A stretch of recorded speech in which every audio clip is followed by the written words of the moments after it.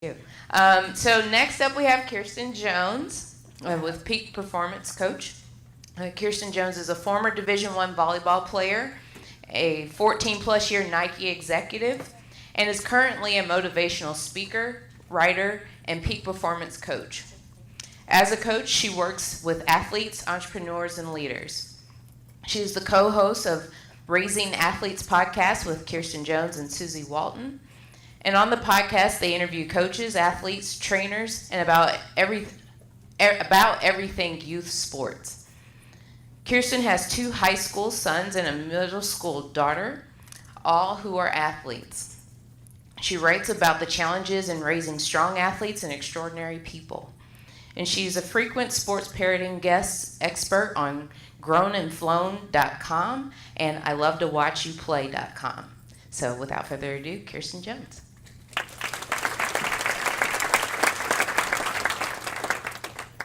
My friend Jeremy's going to work some magic here for a second. Thank you so much for having me. It's so good to be here. In 1992, my junior summer of college, I spent in Japan.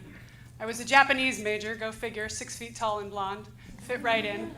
And I was living with this host family. And every morning, I'd wake up and I'd be brushing my teeth in the bathroom, and I'd look outside, and the little Oji-san, the little grandfather, would come marching along and down the driveway with this big, long stick with a little cutter thing on the end of it in his white underwear. That's it. And I'd be like brushing my teeth, like, what in the heck is he doing? So finally I asked the mother, what's Grandpa up to? And she's like, oh, we have bamboo in the backyard. And I said, bamboo? Oh, what's that all about? So she told me about bamboo.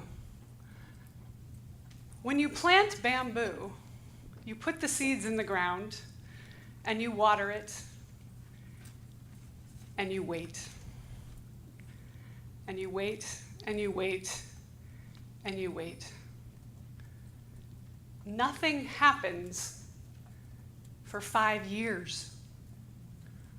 5 years you've planted seeds in the ground and nothing is happening, or so you think.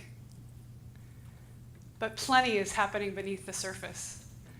It's working, it's spreading roots, it's getting anchored, it's getting ready. And when it's ready to sprout, bamboo can grow 3 feet a day. As soon as it's on its path, it's out of here. My little grandpa friend was out back cutting down bamboo to keep up with its growth. That's what I love working with my clients on, is what seeds are you planting? What are you trying to create? Last March, I was lucky enough to be inducted into William & Mary's Hall of Fame, and I was out there speaking, which was such an honor. And as I got off the stage, Samantha Hughey comes over and she hugs me and she says, I am so hiring you. And I said, great, we are so working together. And the first call, I said, what are you working on? What are you planting? Let's remember the future together.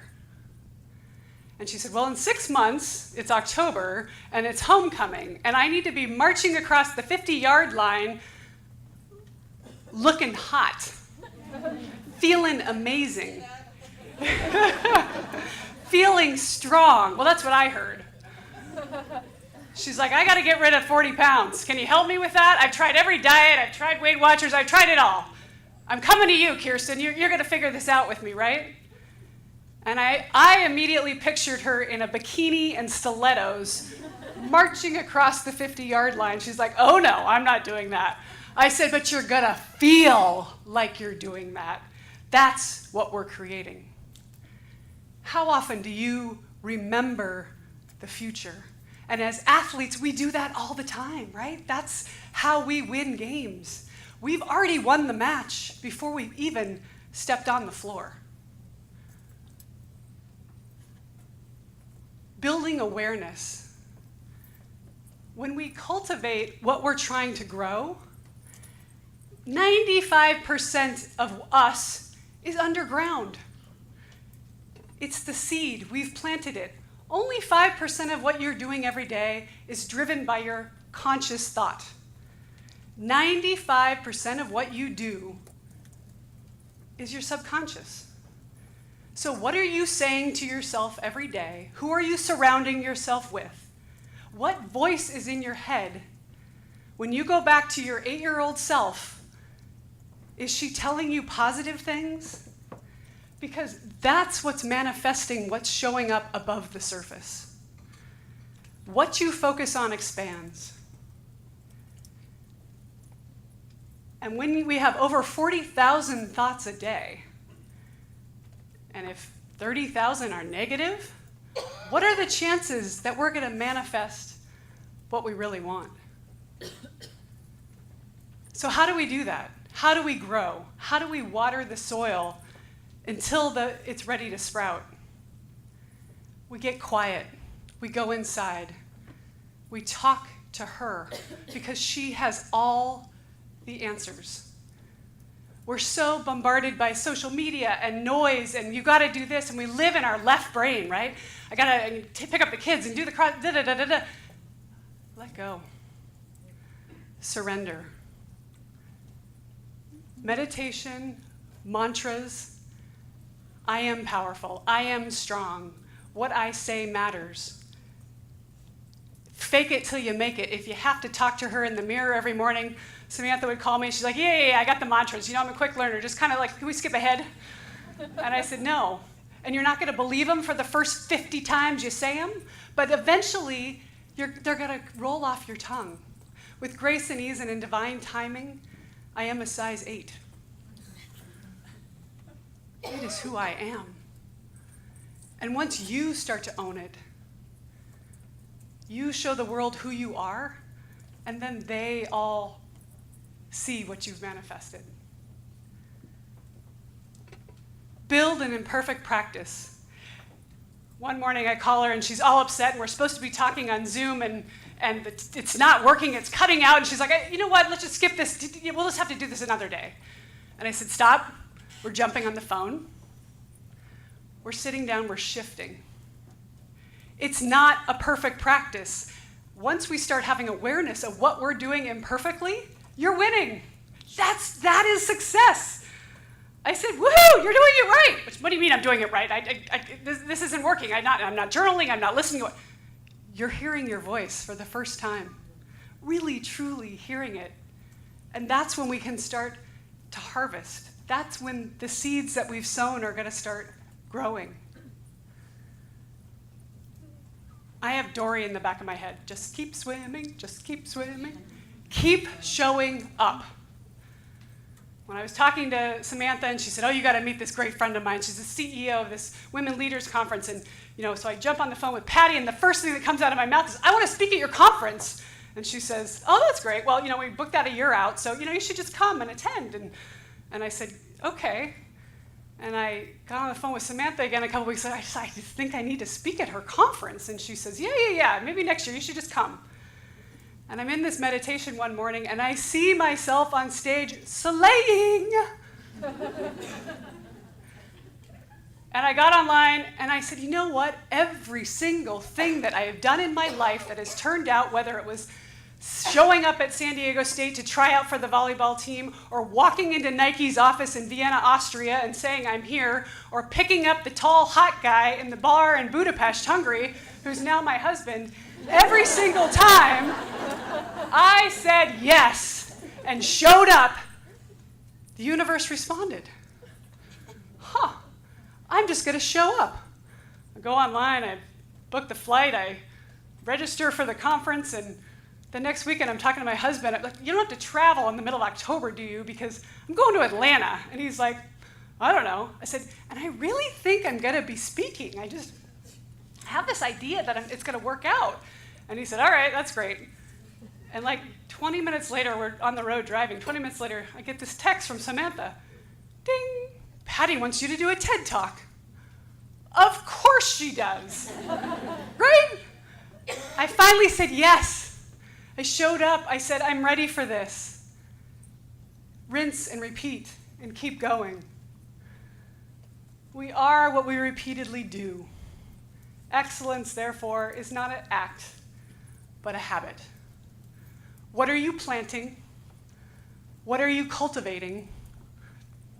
What are you growing? Because once you plant the right seeds, that bamboo is going to shoot up. And it may take a couple minutes, i.e. years. Yeah, can we just get to the finish line? Because I don't have time for this. I got a lot of things to do. We all feel that way. There's a great saying, if you don't have time to meditate for 20 minutes, you should meditate for 2 hours, right? Surrender. Let go. So how do we do that? Life is a big sandbox. You just start playing in it. I started meditating with the Calm app and Headspace. Start there. Guided meditation. You start trickling, you start trying things. You see how it's going. You start with some mantras, some affirmations. I got Post-it notes all over the house. I had a friend come over like, I can tell you're a motivational speaker. You got notes to the kids. You got notes. It's going into your brain. Whatever goes into your brain starts to get hardwired. It's how you show up. It's what you're telling yourself. Daily rituals. Every morning I get up at 5:20. I meditate for 20 minutes in gratitude, and then I journal in gratitude. I've already done this presentation 30 times. Every morning at 5:20, I do this presentation. And then I write about it in gratitude because it's already happened. And then I pick 3 things I'm going to do that day that are in service of my highest goal. You say you want to lose 20 pounds. You say you want to get the next job. You say you want to be, you want to find a partner. Whatever that value is, you're journaling about that. You're bringing that into being. Who's your tribe of 5? Who's your ride or die? I used to have a lot of mean girls. I can tell you a whole boring story about being bullied in high school. I don't have mean girls in my life anymore. They might be there. I don't have time for you. I'm busy. I'm over here creating. Find your ride or die. Find the women that are going to hold you up and tell you you're everything you know you are. And if you don't believe it, find somebody who does until you do. And purge. I like that fall. I think of fall as kind of the half year time where get rid of the junk, the email, the clothes, the clutter, the relationships. One of my best, dearest friends, I have a dream to write a book. One of my best, dearest friends said, Kirsten, you shouldn't write a book. Like nobody's going to read it. Bye-bye. I don't have time for you.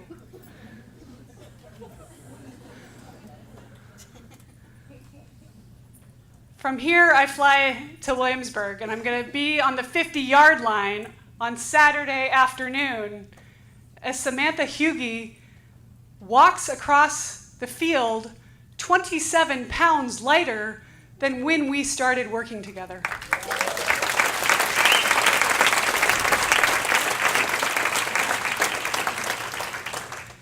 How much time did we talk about our weight? Not much. High tides raise all boats. When you are on purpose, how we do one thing is how we do everything. So pick what are those things that are really important to you. We always say one thing and we do another. I want to lose 10 pounds, I'm going to eat the brownie. I want to find the guy, I'm not going to go out tonight. I want to get the next job, but that would mean I have to go talk to them and tell them that I really want the job. Show up. Put yourself out there, and I guarantee you, it's a Japanese word called satori. Ding! It's that moment, do you have that when you're playing and the hoop is 50 feet wide or the net is 2 feet high? You are unstoppable. Those are the moments when you're in alignment. Those happen when we get in touch with our intuition, when we say, I am enough. When we say, I have everything I need already, I just need to listen. Thank you.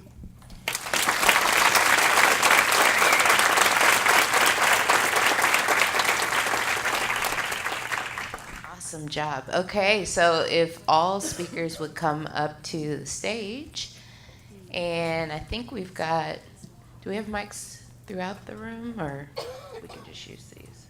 I'm gonna give you.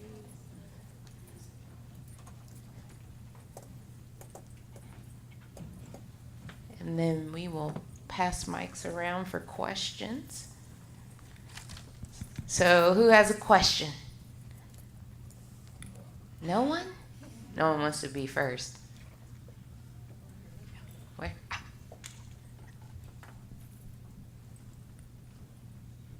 Thank you.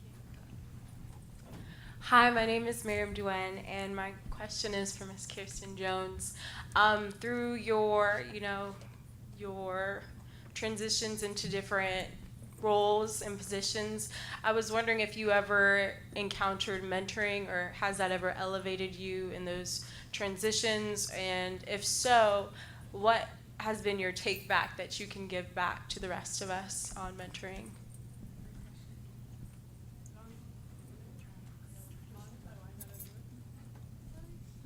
All right, sorry.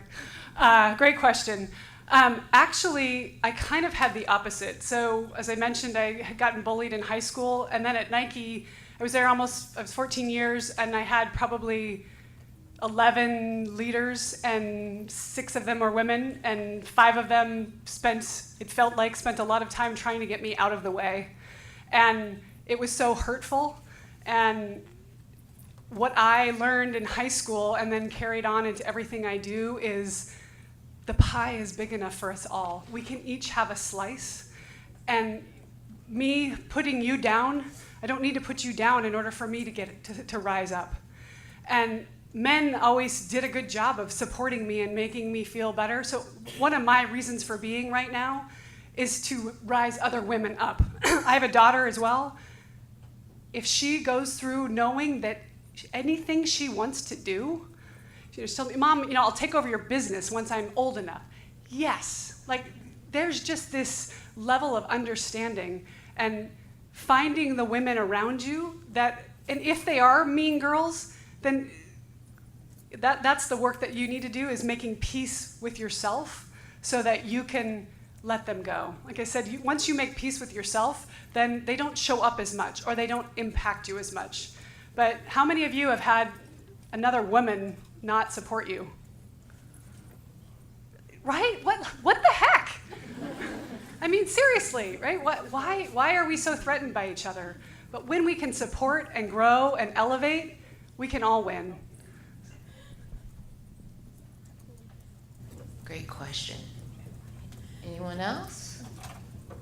Raise them high.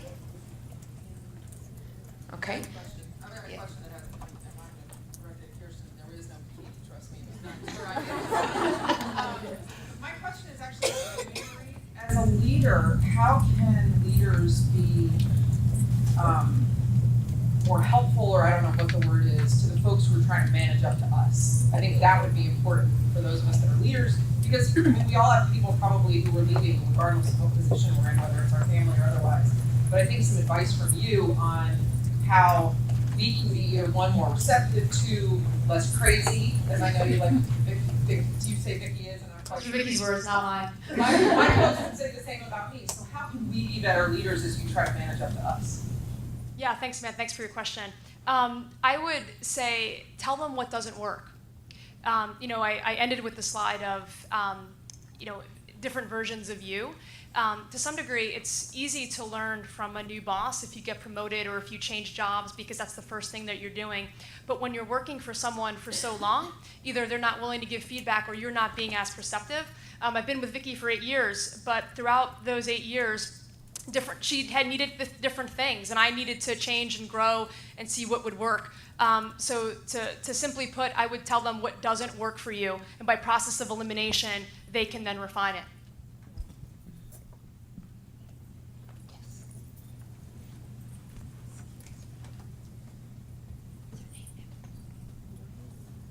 This is a question for Emery. This is Andrea from Barton College. I want to ask you, how do you deal with supporting Vicky while also managing your relationship with, coaches, or other people may think that there's some sort of different relationship between you and Vicky, and and how do you work through that and support the coaches? That is a great question. There is a different relationship, is my answer, because you only have one number one, right? And I am pretty adamant about that. You only truly can have one priority. There's only one Beyonce in your life. And I say that there is a peripheral there. You know, I mean, Vicki is reporting to our president, and she reports to our trustees. So certainly, you are managing up to a lot of different people. But when it comes down to it, as I said, you do have one main decision maker.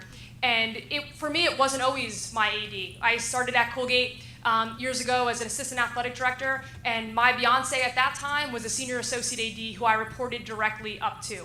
So to some degree, you are trying to, help those that are above you in the organizational chart, but there is truly one main decision maker for you, whether it's the department, the person who's running the day-to-day, or the person that you are directly reporting to.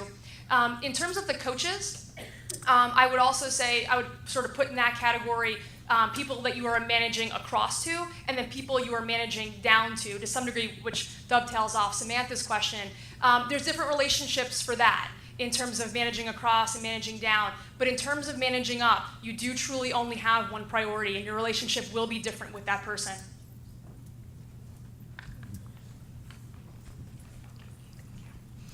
So I'm Morgan Nielsen. I am a student at the University of Utah. So I have a question. I'm kind of just starting out. So I'm going to school full-time, and I work full-time at a nonprofit. And so I coach kids. And what I want to do is I want to be able to touch base and to network with people that are maybe above me. But I don't want to be a pest, Dan. So, but I don't know if anybody's in the same square, right? I don't have time to move across country like I'm in my degree. So how do you contact somebody and get something positive without being a pest? What's the difference between resilience and... What area? So I'm in Utah, but I'm studying communications. I'd like to go into the operational side of sports. Okay. So the best advice I would give is find somebody that you want to emulate. Reach out to them and ask them. Oh, She's being pretty adamant about it. sorry. Can you hear me? It's not working. Turn it on. There we go. Sorry. Testing. There we go. All right. So, no, what I was going to say is find somebody that you want to emulate. When I went into sales, there was a GM of corporate sales. His name was Gary Soba. Some of you may have interacted with Gary over the years, I followed him. I talked with him. So I would recommend finding what area you want to be in. And there's so many great women in here that would love to chat with you as a mentee, and how you can pick their brain.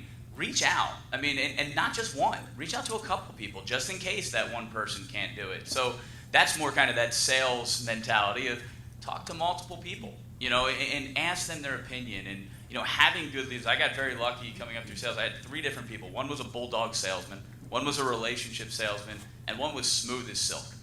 So seeing the 3 different areas was very helpful, and I liked what one was doing, similar managing up and learning from them as well. So reaching out is not a bad thing. Don't. What's the worst they're going to tell you? No. Just remember that no is always the second best answer. And I tell this with all the people we work with in sales.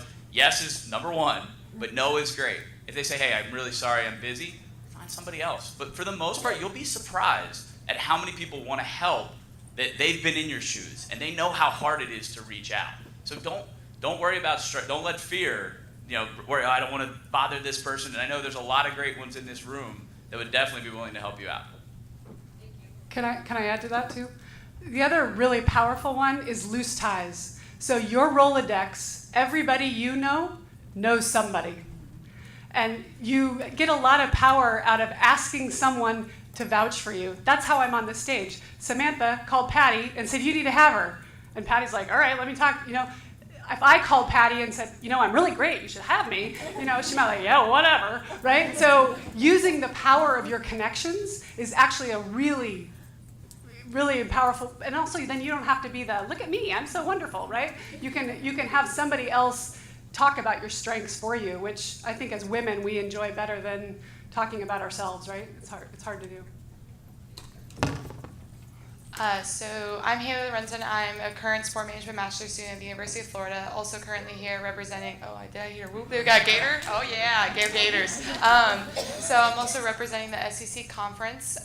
Just got selected after being an athlete at the University of Florida and was very blessed to be able to come here today. You kind of stole my thunder. Great question though. But you said you just touched on using the relationships that you have to speak for you, but how do you go and ask those people to be like, hey, can you do this for me? How do you go about that without being a pest? Or if they don't feel comfortable doing it, how do you go about having that conversation with them? Reach out to them before you need something. I mean, what he talked about. So start building the relationship of what can you learn from them? What do they have to teach you? What gift can you give them? Hey, I know that you need to do this monthly newsletter. Can I help you write it? Can I add to it? How can you be of service? So come from a place of give, get.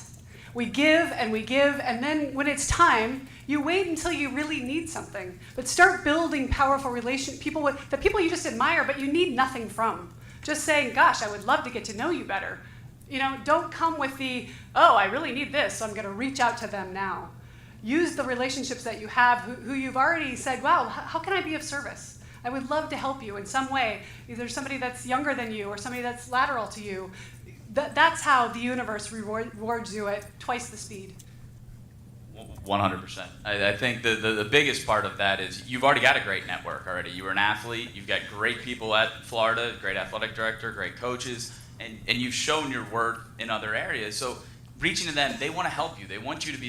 I think the biggest part is people inherently want to help other people. And I truly believe that. And I think that the more you help them and they see that from you, the more they're willing to pick up the phone and call somebody on your behalf. And exactly, volunteering, writing the newsletters, things like that'll go so much further than just picking up the phone. And when I say the pest, it's the ones that just call you when they need something. So if you're there, you're coming, well, a great analogy, a friend of mine who's in sales always talks about rather than coming to your hand out, come with your hand sideways and be a partner. And that's the same thing when you're trying to come up through the ranks is build those relationships. Any other questions from the group?